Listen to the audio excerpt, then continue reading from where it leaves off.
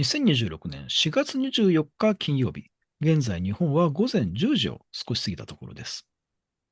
停戦期間を無期限に延長すると、トランプ大統領から21日に発表があったイラン情勢ですけれども、ホルムズ海峡は相変わらず緊迫していますので、先行きが見通せないと考えられると思います。高橋先生、解説をお願いいたします。はい。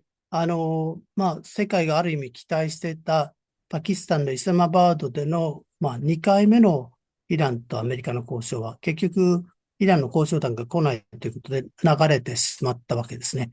で、それを受けて、戦闘再開かと懸念されたんですけど、とりあえず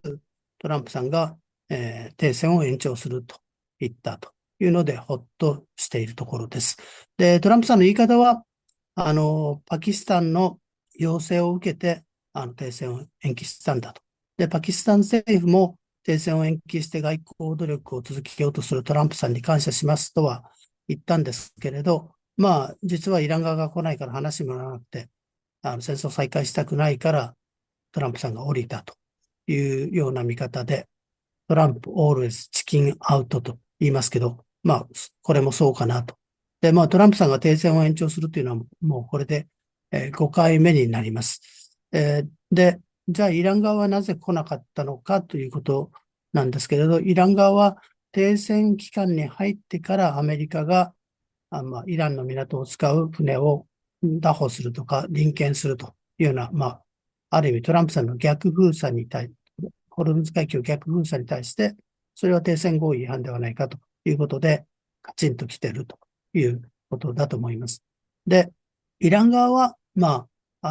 トランプさんは焦ってるんだと。早く戦争を終えたがってる。石油の値段を下げたがってる。ガソリンの価格を下げたがってる。なぜならば、11月の中間選挙を見てるんだというふうに考えて、時間は自分の味方だというふうに思っているようです。ただ、トランプさんがちょうどこの収録の3時間前ですか、4時間前ですか、ワシントンで記者会見をして、我々は、時間的には余裕があるんだというようなことをわざわざ言ってますから、やっぱり余裕がないのかなと想像させました。で、トランプさんの記者会見で興味深かったのは、イランの目標の78%は破壊したんだと。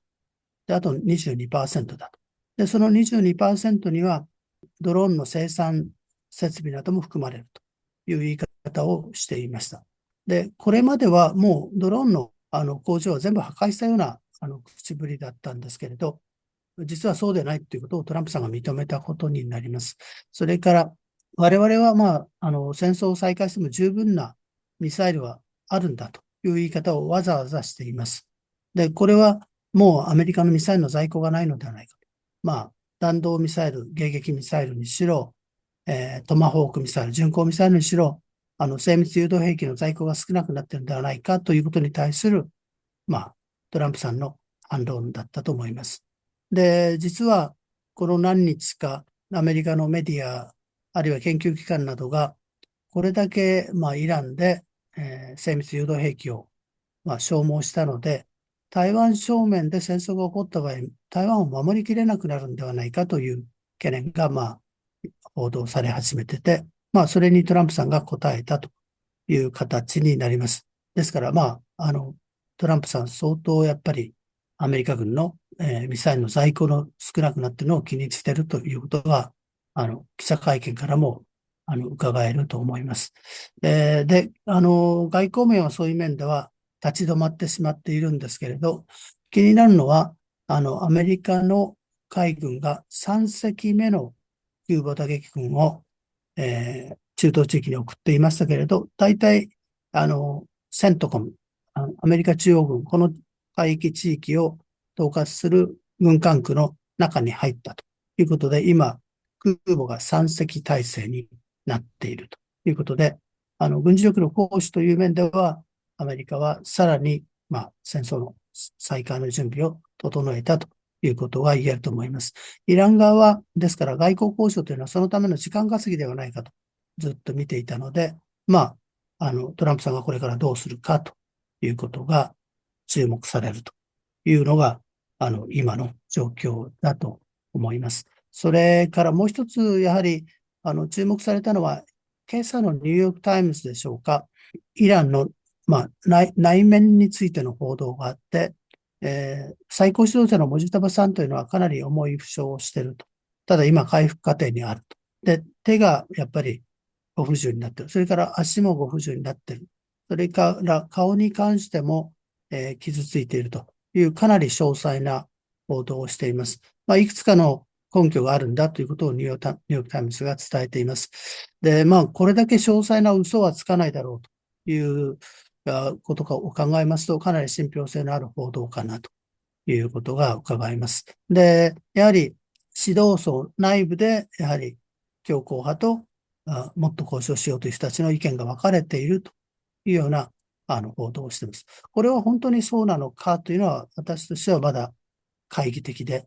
意見の相違というのは常にあるわけですから、アメリカで意見の相違があると、それは民主主義で、イランで意見の相違があると、それは体制の分裂というのがアメリカのメディアの書き方なんで、慎重に捉えたいとは思っています。ただ、注目されるのは、記述の中で面白いなと思ったのは、やっぱり森下さんは若いので、今、革命防衛隊の幹部たちと一緒にイラン・イラク戦争の時に戦ってた。だから、